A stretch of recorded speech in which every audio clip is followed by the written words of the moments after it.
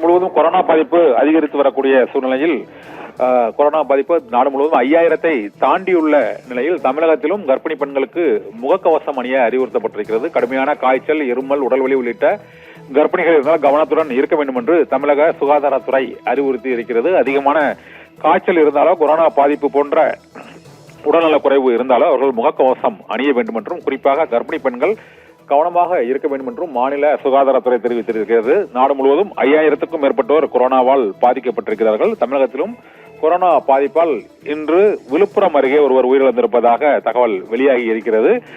தொடர்ந்து கொரோனா தொற்றால் உயிரிழப்புகளும் இப்போது கடந்த 2 நாட்களாக நாடு முழுவதும் மகாராஷ்டிரா மற்றும் கேரளா, தமிழ்நாடு உள்ளிட்ட மாநிலங்களில் அதிகரித்து வரக்கூடிய நிலையில் தமிழகத்திலும் முன்னெச்சரிக்கை நடவடிக்கைகள் தீவிரப்படுத்தப்பட்டுள்ளன. கேரளா, கர்நாடகா ஆகிய மாநிலங்களில் ஏற்கனவே முகக்கவசம் அணிய வேண்டும் என்று அந்தந்த மாநில அரசுகள் உத்தரவிட்டிருக்கின்றன. இருந்தபோதிலும் கட்டாயமாக முகக்கவசம் அணிய வேண்டும் என்று இதுவரை அறிவுறுத்தப்படவில்லை.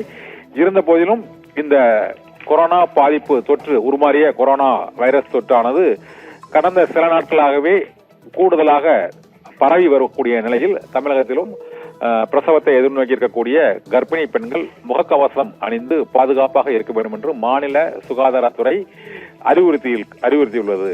ஆனந்தி.